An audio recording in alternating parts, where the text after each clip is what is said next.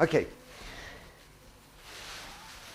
Unilateral mistake is probably the most important bit of this seminar. All the other bits leading up to the unilateral mistake were showing you what you're going to have to do to rectify this unilateral mistake. So if there's one session that you really need to get ingrained in here, is the unilateral mistake. Unilateral mistake is a mistake or misunderstanding as to the terms or effect of a contract made or entertained by one of the parties to it but not by the other. Now, something happened after we were born that we became birthed. There was a contract made up. There was an insurance policy. You all know that we have a insurance policy on our life. We have an endowment policy on our life. In New Zealand, it's worth $250,000 a year. And so when you find these things in your legislation, you can then correct the unilateral mistake and claim to those things when you know how to. Okay, but the most important thing is that the contract that was made in the beginning by your father with the registrar of birth, deaths and marriages, there was a unilateral mistake because not all the terms and conditions of that contract were known by one party. They were all known by the other party, perhaps not at that level, but certainly at the top of the birth, deaths and marriage registry. They knew the terms and conditions of that, and that's why they issued you with a birth certificate. That's the first contract. If you don't know the terms and conditions of that contract, it's null and void. Void ab initio, void from the beginning. So how many of you knew the terms and conditions of that? None of us. How many knew the terms and conditions of when you got a bank account? They gave you terms and conditions, but they didn't tell you where they were getting the money from. It was on that side of the ledger. They led you down this path, and they asked you to get your birth certificate to show your proof of identity, even though on ours it says not to be used as a means of identification. Then you went and got your driver's license. The same thing happened. They didn't tell you driver's license was on the public side of the ledger and that you could travel around in a car without a driver's license. In New Zealand now, because of some of the work that some ratbags have done, the police are actually offering a recontract. They catch someone without a license and they say, look, no problem, we'll give you 30 days to get one and there won't be any charges. There's the recontract. But unilateral mistake, if they haven't given full disclosure and they know the rules and you don't, then it's void right from the start. Unilateral means one-sided. It's used especially of a bond or contract by which one party is bound. So John Henry is bound to Doe. And hopefully I've made it abundantly clear that the private side is only the given name and the contractual side or the Doe side of the ledger is the dead person. So learning that separation is one of the keys to it. In international law, a state is entitled to take unilateral acts within its capacity, such as recognizing a state or government. Now, I told you the state in which you were born in a naked state. You can now form your own government if you want to.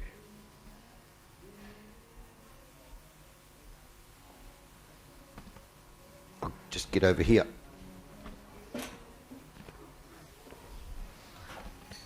That form of mistake where only one party is mistaken, it's always us. Such a contractual mistake on the part of one party will frequently be induced by the misrepresentation of the other party. The other party, the misrepresentation occurs in the family name. And those of you who want to keep going and putting family name instead of separating it, you're still going to get the same results, I can tell you. You've got to learn to separate the parties like they do on the license, like they do on the passport, like they do on the birth certificate.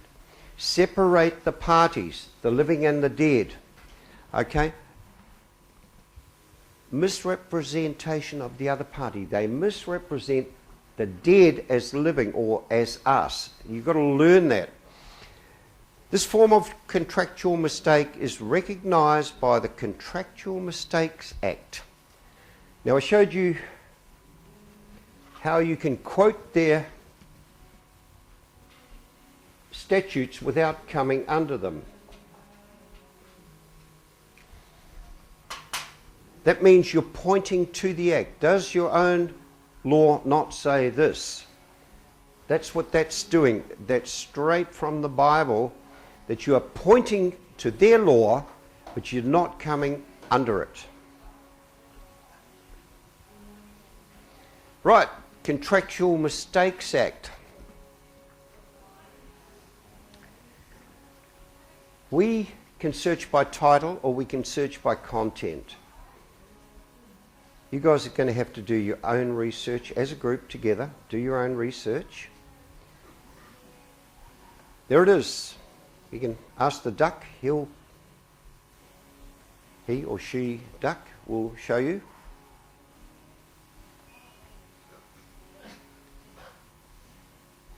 This is our one. Now, all the way through, I've told you that we can get relief. We don't want to be quoting their statutes, but we do want to be pointing them to where it says. 6, relief may be granted where mistake by one party is known to the opposing party or is common or mutual. A court may, in the course of any proceedings or on an application made for the purpose, grant relief under Section 7 to any party. So what I intend to show you is how you're going to get that relief. We're going to do it in the private. We're not going to go to a court. We're going to do it in the private. When we do it in the private, no one else knows except for us and the people who correct the record. Keep you on your toes, Barry.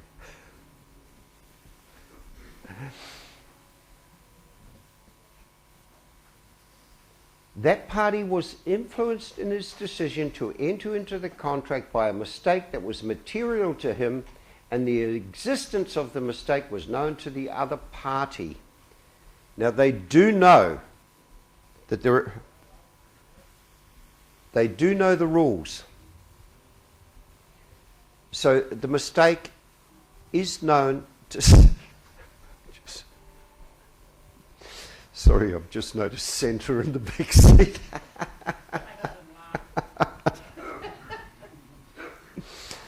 Yeah, we've got a dog, we've got a Santa. Okay. Not everyone at that level knows this sort of stuff. But this is our relief, and it comes through they're telling you there. But we're going to do it by a deed, not by a court. Okay, down the bottom here, number 2, for the purposes of an application for relief under Section 7, does not include a mistake in its interpretation. Okay? There's no mistake with interpretation. We were induced into a contract saying, if you don't get a driver's license, we're going to prosecute you. We're going to do this. We're going to do that. The same if you don't register your children. They will tell you there's a fine if you don't register your children. If you don't register your children, the government agency cannot take those children away from you. But they won't tell you that. They just threaten you. This is what's going to happen. So it's not a mistake in the interpretation. Nature of relief. Where by virtue of the provisions of Section 6 the court has power to grant relief to a party to a contract, it may grant relief not only to that party, but also to any party claiming through or under that party. So if we have a look, once again, we had on the living, we have John Henry,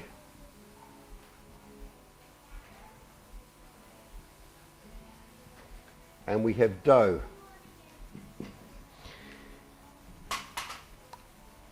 We can claim through the other party, claiming through or under that party, so we get the relief from that one.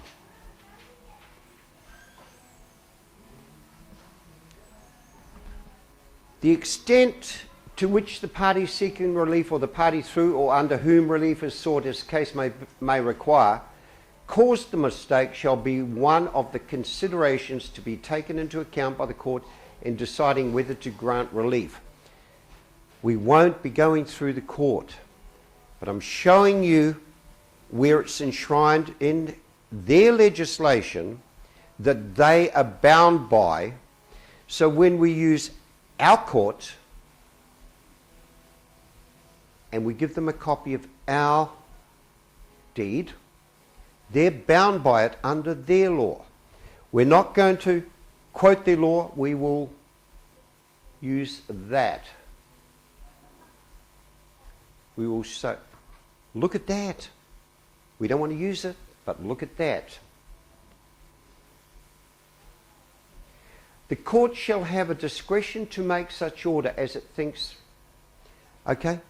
So we have the right to be our own court. We have the right to be our own government. We have the right to be our own state. I can tell you yesterday watching the football, I was in a drunken state. Led astray by people.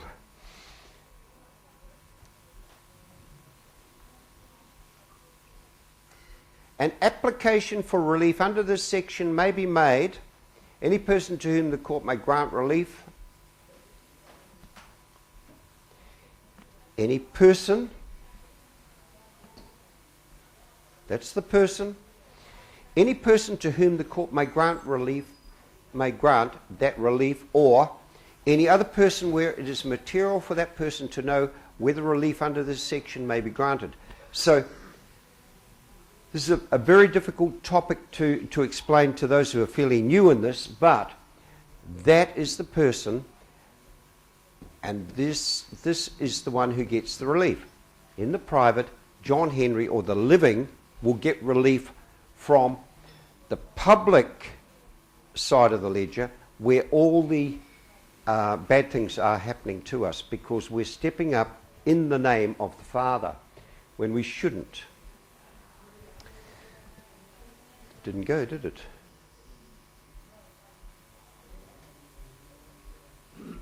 Oh, here we go. The court may, by any order made under this section, vest any property. There's a couple of people here who this may apply to, may it not? When they vest the property into you, then everything changes. You no longer have a mortgage on yourself. They can no longer attack you for the trust. So once you've registered yourself on the PPSR and then do a deed of the unilateral mistake, things will change dramatically. And no longer will you have to fight and kick and scream that the council rat bags. Any order made under this section or any provision of any such order may be made upon and subject to such terms and conditions as the court seems fit. What's your court going to decide? And when it's in the form of a deed is the most powerful and they must obey it. Rights of third persons. Nothing in any order made under this Act shall affect the operation of Subpart 5. So you've got to go back to, oh no, it's coming up. Subpart 5 of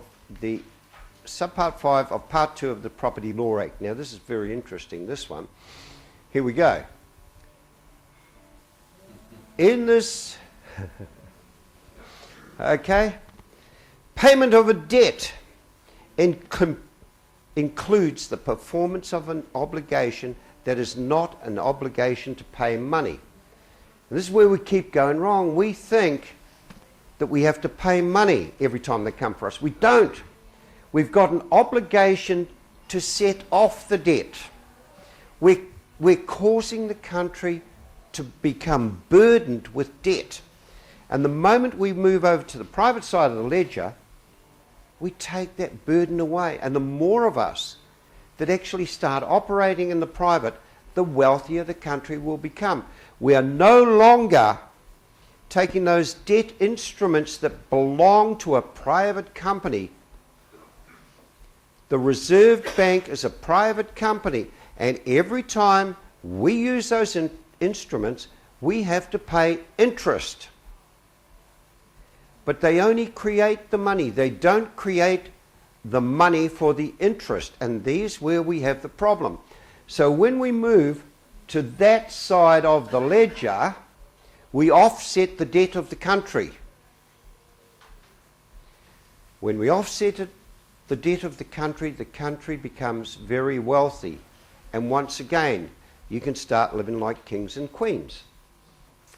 But just get that bit there clear. Includes the performance of an obligation. Okay, we're obligated to pay the debt of that entity there with set off.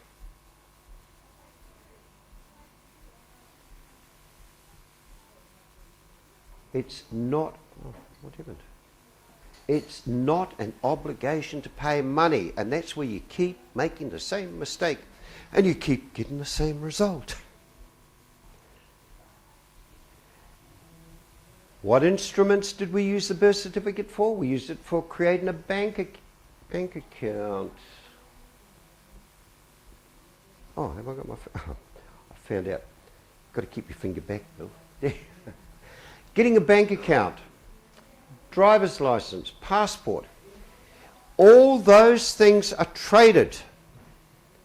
And if you go on to fidelity.com, no, you can see me fine there. Fidelity.com will show you where they're trading, how much they're trading for. Everything is traded. Now, once you start moving to that side of the ledger, your traders are going to be very disappointed.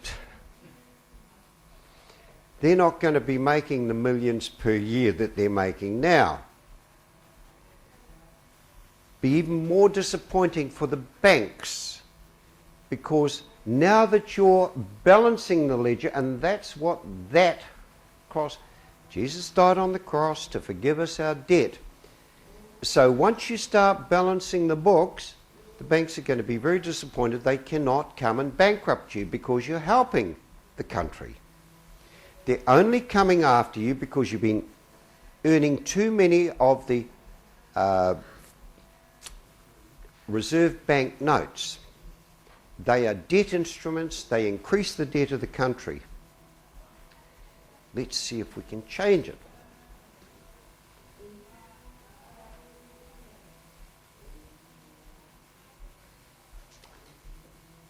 Okay? We had to produce our birth certificate to obtain all those benefits. Hi, Dr. Barry here from London News. I hope you enjoyed watching Bill Turner in his fantastic presentation on the law. Now, Bill is not a lawyer, he's just an educator. And I suggest you watch these 3 episodes at least 4 or 5 times each and make notes.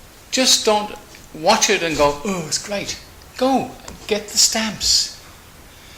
I'll put the address up where in Melbourne you can get the stamps. Get your rubber stamps made up, as he tells you in the script. Thanks for watching, and please subscribe, because that's pretty important, because a lot of work went in, not just from me, from other people, but putting all this together took 2 or 3 days. So I think it's 17,000 people watched the channel and only 270 something people pressed the button. It's just, it'd be nice to get a little feedback and appreciation, and I really hope that you, as I have learned from it, but watch the over and over again and make notes. Thanks for watching. I'd like to really thank Bill Turner for coming all the way over from New Zealand to Queensland here in Australia and in Melbourne, and I'd like to thank the organisers, Melissa and Darren, for the sound, and all the other people who helped to make this possible. So keep tuned, and then if you wish for further information in relation to the law, go to Bill Turner's New Zealand site. I'll put it up again where to get it, where to look on YouTube, and don't give up. You have rights, as Bill said. If you don't know them, you have no rights at all. Bye for now. Take care.